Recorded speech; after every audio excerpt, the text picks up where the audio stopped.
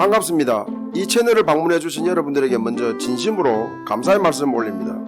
이 채널은 여러분도 잘 아시는 동주열국지라는 중국의 역사소설의 픽션과 넌픽션을 구별하고 이를 검증하려고 쓴 열국지 팩트체크, 다른 눈으로 본 열국지를 해설하고 보충 설명하는 채널입니다. 저는 열국지 팩트체크, 다른 눈으로 본 열국지를 쓴 강용봉입니다.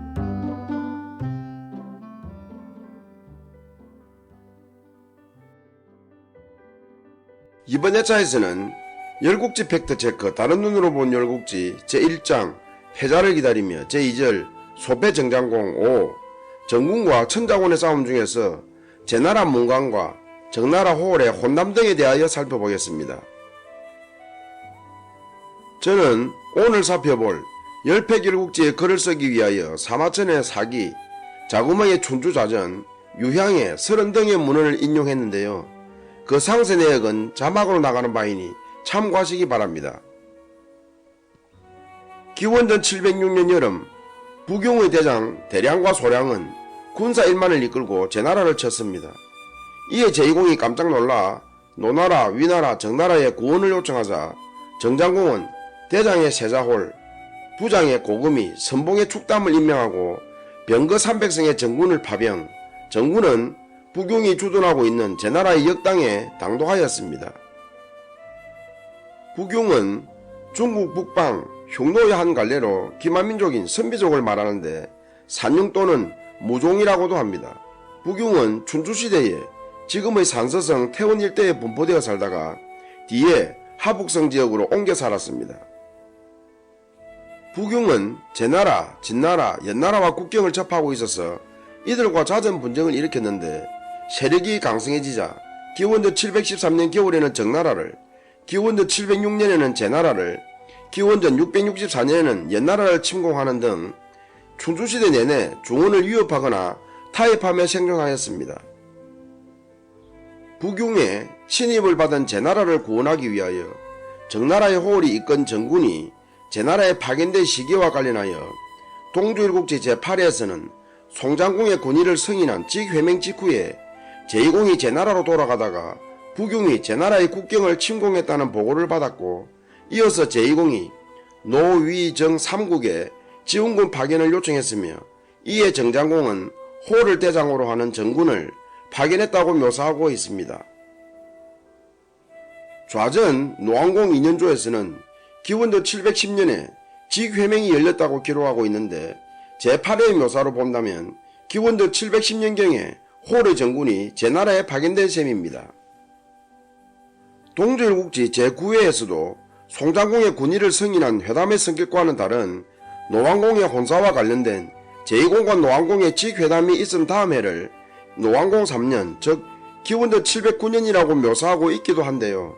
아무튼 동주열국지 제8회와 제9회의 묘사로 본다면 부경이 제나라를 침입하고 호르의 정군이 제나라에 파견된 시기는 기원전 710년경이라고 묘사하고 있는 셈입니다. 사기, 춘추자전, 구구에서는 노왕공의 혼사와 관련된 제2공과 노왕공의 직회담에 관한 기사는 없습니다.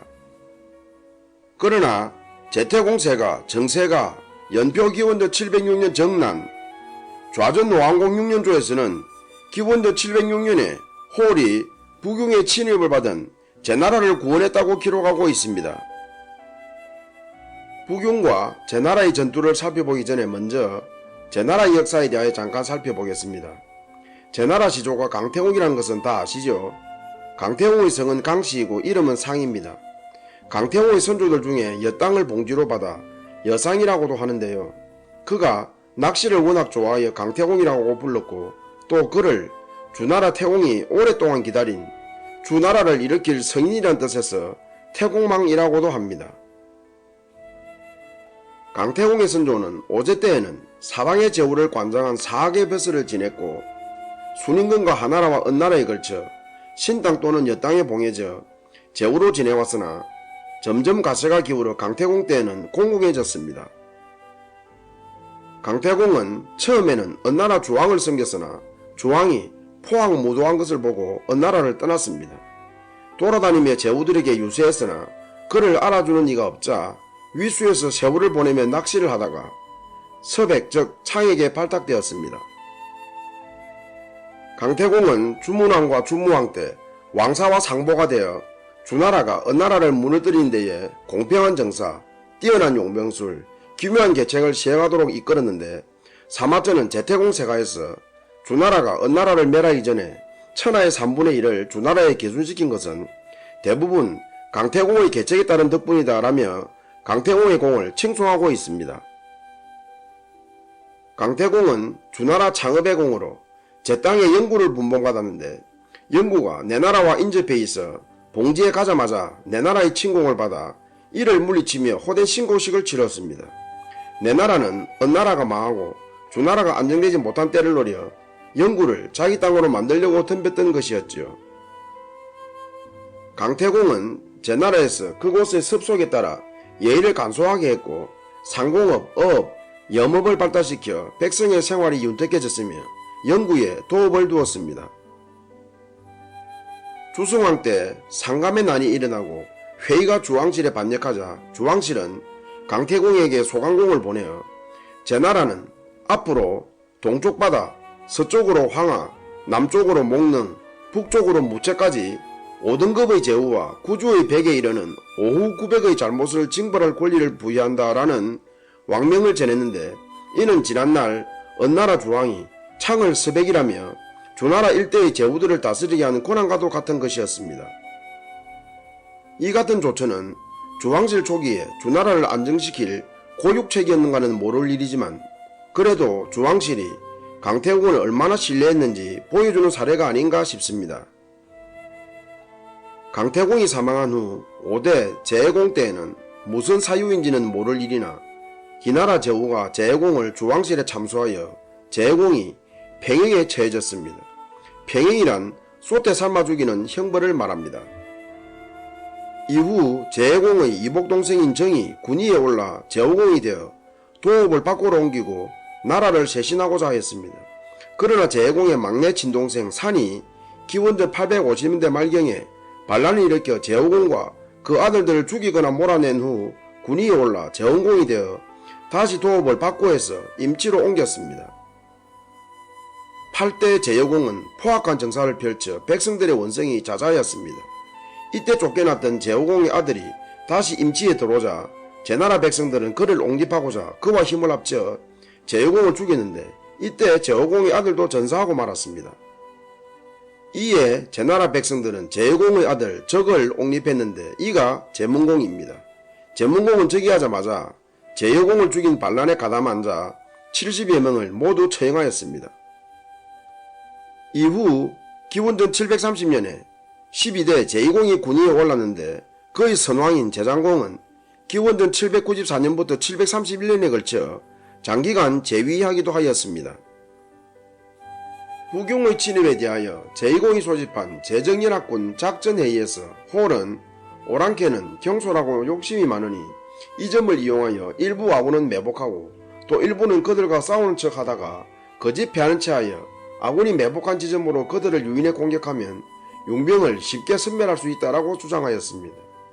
제2공도 홀의 주장에 동의하여 양국 군사는 작전에 따라 매복하고 역할을 분담하였습니다. 제나라 공손대중은 군사를 이끌고 융병에게 싸움을 걸었습니다. 소량은 융병 3천으로 제군과 대적, 공손대중이 22한 만에 퇴각하자 성기를 잡았다고 판단하고 달아나는 제군을 추격하였습니다. 융병 영체에서 아군의 승리를 지켜보던 대량도 나머지 융병을 이끌고 합시하여 제군을 뒤쫓았습니다. 융병이 제군을 뒤쫓아 동문까지 왔을 때 미리 매복해 있던 공자원의 제군이 일제히 반격, 소량은 유인책에 당했음을 깨닫고 말머리를 돌려 달아났습니다. 뒤따라오던 대량에게도 제군의 속임수에 당한 것을 알렸습니다. 공손대중은 동문에서 공자원과 합세하여 달아나는 용병을 뒤쫓았습니다. 용병은 달아나다가 작사날에 이르러 추격군이 보이지 않자 휴식하며 밥을 짓는데 이때 고금여의 정군이 덮쳤습니다. 용병은 다시 북쪽으로 달아났습니다. 그러다가 앞에서 홀의 정군이 나타나 길을 막고 뒤따라오던 공자원과 공손대중의 제군이 테러를 끊자 이러지도 저러지도 못하였습니다. 대량과 소량은 크게 놀라 군사를 내팽개치고 달아나려고 했고 용병은 우왕좌왕하다가 거의 전멸하였습니다. 살아남은 자는 거의 생포되었고 소량은 축담이 쏜 화살에 맞아 죽었으며 대량은 홀의 칼에 죽었습니다. 제2공은 부경을 물리친 것을 크게 기뻐하였습니다. 부경에게 승리한 데에는 홀의 공이 크다며 홀을 치하하는 한편 자기 딸 문강을 그에게 시집 보내려고 애를 썼습니다. 그러나 홀은 지난날 성문지명 때에도 혼담이 있었으나 거절했는데 하물며 군령에 따라 참전했다가 작은 전공을 앞세워 아내를 얻었다는 세평은 듣고 싶지 않다라며 극구 사양하였습니다. 제2공도 홀의 완곡한 거절에 마음이 상하였습니다. 성문지명이란 기원전 720년 겨울에 정장공과 제2공이 성문에서 만나 장차 양국에 일이 있을 때에는 서로 함께하기로 맹세한 것을 말합니다. 이후 제족은 홀이 문광과의 혼사를 거절했다는 이야기를 전해 듣고는 홀이 자기 군의를 두고 공자돌, 공자의, 공자미등과 경쟁하는 판에 제나라라는 큰 후원자를 애써 버린 꼴이 되었다라며 애석해하였습니다. 결국 홀은 진안공의 딸 규씨와 결혼했고 문광은 노왕공과 결혼하였습니다. 홀과 문광의 혼담에 의혹이 있습니다. 혼사도 아니고 혼담쯤이야 할 수 있겠지만 어쨌든 혼담에 의혹이 있습니다. 동주일국지 제8회에서는 시기를 특정하지는 않았지만 제나라에 부경이 침입한 것, 홀이 제나라에 지원을 간 것, 홀과 제2공의 딸과의 혼담이 있었던 것은 같은 해의 일인 것처럼 묘사하고 있습니다. 혼담 과정에서는 문광이란 실명 없이 제2공의 딸이라고만 했지만 1. 동주일국지 제8회에서 홀이 진안공의 딸 규씨와 결혼하자 제2공은 노왕공의 청혼을 수락하여 문광을 노왕공에게 출가시켰다고 묘사하고 있고 2. 동주일국지 제9회에서는 제2공에게는 성강과 문광 두 딸이 있었는데 홀과의 혼담 당시 이미 큰딸 성강은 위나라로 시집간 후였다고 묘사하고 있어서 혼담 때의 제2공의 딸은 문광임을 충분히 추정할 수 있게 묘사하고 있습니다. 제태공세가 정세가 연표 기원전 706년 정난 좌전 노왕국 6년 11년조 설원 건모에서도 기원전 706년에 제나라에 부경이 침입했고 홀이 지원을 갔으며 제2공이 홀에게 자기 딸을 시집 보내려고 했다고 기록하고 있어서 실제로 홀과 제2공 딸의 혼담이 있었던 것도 사실입니다. 그러나 위 사서들에는 제2공의 딸이 문광이란 실명이 없기 때문에 이때의 제2공의 딸이란 성광과 문광 외의 제2공의 딸이란 설도 있습니다. 여기서 소개한 연표 기원전 706년 정난에는 부경의 제나라 침입 기록은 없으며 설원 건모에도 명확한 시기나 제2공과 문광이란 실명은 없으니 이 점 참고하시기 바랍니다. 부경이 제나라를 침입한 것, 홀이 제나라에 지원 간 것, 홀과 제2공의 딸과의 혼담이 있었던 것이 기원전 706년의 사건이라는 위 사서들의 기록에도 불구하고 동주일국지 제8회와 9회의 묘사와 같이 제2공의 딸을 문광이라고 특정할 경우 첫째, 혼담 당시에 문광은 기원여였습니다. 동주일국지 제9회에서는 노왕공 3년, 즉 기원전 709년 9월에 문광과 노왕공이 결혼했다고 묘사하고 있고 동주일국지 제19회에서는 주해왕 7년, 즉 기원전 670년경에 문광의 아들인 노장공이 제안공의 딸과 결혼할 때의 나이를 37세라고 묘사, 이를 역산하면 노장공은 기원전 706년에 태어난 것으로 추정할 수 있어서 홀과의 혼담이 있었을 때 이미 문광은 노왕공과 결혼했고 노장공을 임신 중이었음을 동주일국지에서도 확인할 수 있습니다.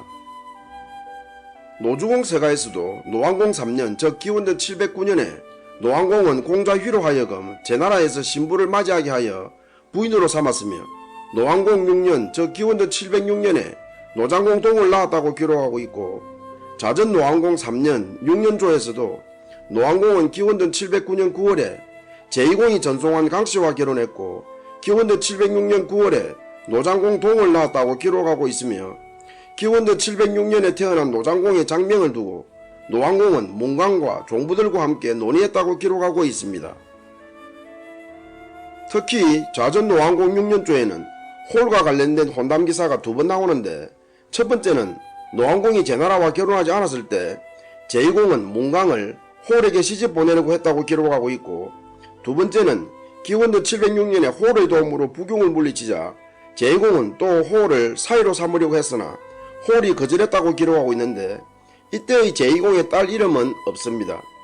첫 번째 기사 내용은 성문지명 때의 일을 말하는 것 같네요. 둘째, 혼담 당시에 홀도 기혼남이었습니다. 동주일국지에서는 홀이 결혼한 시기에 대한 명확한 묘사는 없으나 동주일국지 제9회와 제8회를 대조해보면 홀은 기원전 709년에 노왕공과 문광이 결혼하기 직전에 진나라 교씨와 결혼했다고 묘사하고 있는 점으로 보아 문광과의 혼담이 있었을 때 이미 홀은 기혼남이었음을 동주일국지에서도 확인할 수 있는데, 자전 노원공 8년조에서는 문광과의 혼담과는 무관하게 홀은 기원전 715년 4월에 진안공의 딸 교씨와 결혼했다고 기록하고 있습니다. 풍목룡은 부경이 제나라를 침입한 기원전 706년의 사건을 동주일국지 제8회에서는 기원전 710년 직해명 직후의 사건으로 재구성하고 있는데, 이는 홀과 제2공 딸과의 혼담 때 제2공의 딸을 문광으로 대역해 하려는 복선으로 보입니다.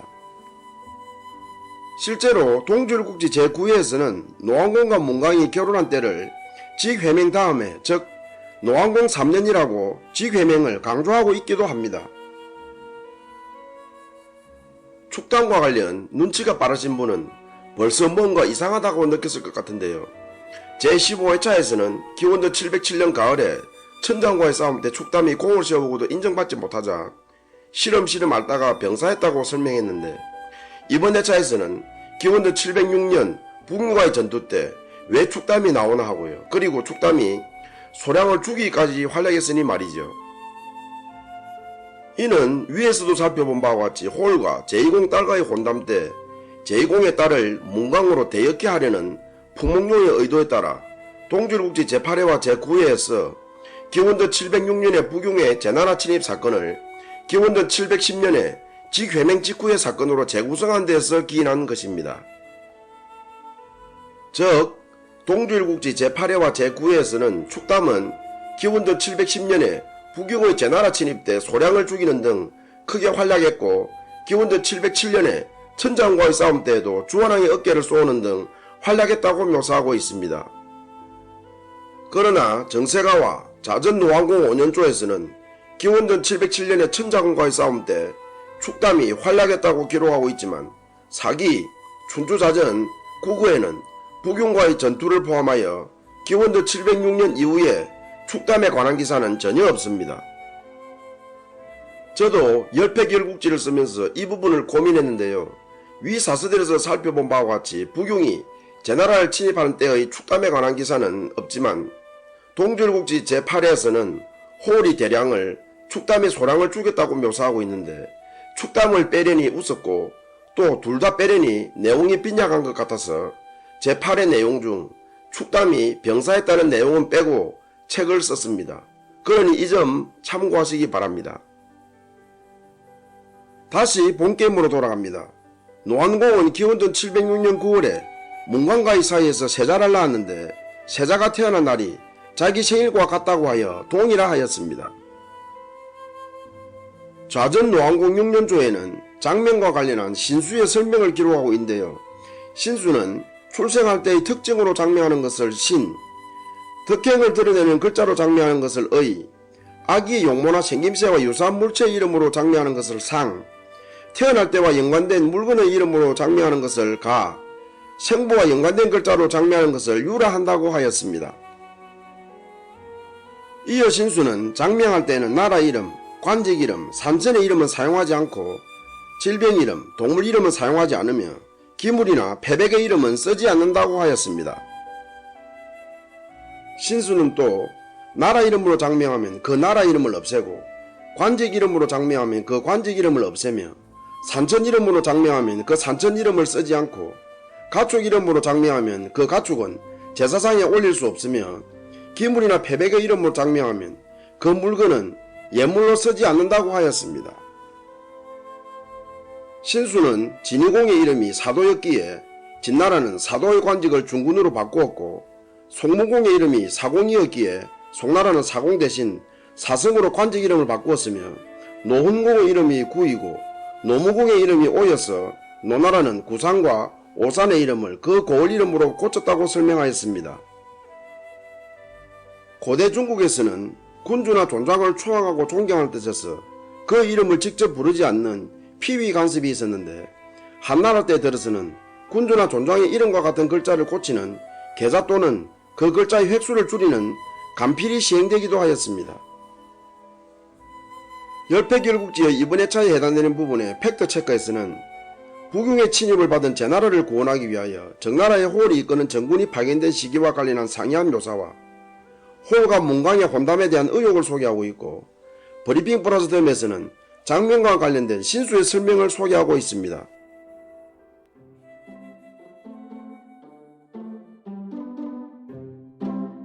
여러분, 초등학교 반장 선거도 아니고 친목회 회장 선거도 아닌 시장 선거에서 동전 던지기로 시장을 최종 결정했다면 믿기십니까? 2023년 11월 18일에 실시된 미국 노스캐롤라이나주의 소도시인 먼로시의 2년 임기의 시장 선거에서 40세의 로버트 번스가 동전 던지기 행운으로 시장에 최종 당선되었습니다. 근본 선거에서 입후보자 5명 중 번스와 53세의 밥 야나체크가 각각 970표를 얻었는데, 노스캐롤라이나 주법에는 투표인이 5,000명 이하의 선거에서 후보자들의 득표수가 같을 경우 무작위 방법에 따라 승자를 결정하도록 되어 있었고, 이에 동선거관리위원회는 동전 던지기 승자를 최종 시장으로 결정하기로 했던 것입니다. 멀로시는 인구가 약 35,000명에 달했지만 투표에는 3,551명만 참여했던 것입니다. 선거관리위원회 회의실에서 치러진 동전 던지기에서 번저는 동전의 뒷면을, 야나체크는 동전의 앞면을 선택했는데, 한 선관위원이 던진 1달러짜리 동전이 책상에 부딪힌 후 카펫 위에 떨어져 옆으로 굴러가서는 뒷면을 천정으로 향하며 멈추는 바람에 번서가 최종 시장이 되었던 것입니다. 번저 등은 기뻤겠지만 야나체크는 우리는 선거에서 패한 것이 아니라 동전 던지기에서 졌다라며 아쉬워했다고 하는데요. 특히 야나체크는 번저보다 동전 앞면을 먼저 선택했기 때문에 아쉬움은 더 컸을 것 같네요. 한편 이번 노스캐롤라이나주의 먼로시 시장선거에서 뿐만 아니라 미국에서는 과거에도 여러 주 작은 도시 선거에서 동전 던지기, 주사위 던지기, 후보자들의 이름을 적는 종이를 뽑는 방식 등이 사용된 적도 있다고 합니다. 번스의 시장 당선 농공 행사에서 최고의 공신은 동전을 던진 선거관리위원일까요? 아니면 뒷면을 위로 향하며 바닥에 떨어진 동전일까요? 번스의 선거운동원들은 이기기는 이겼지만 허탈하고 싱거웠겠네요. 여러분, 구독과 좋아요 꼭꼭 눌러주세요. 그래야 제가 신이 나죠. 끝까지 시청해주셔서 감사합니다. 다음 회차에서 뵙겠습니다.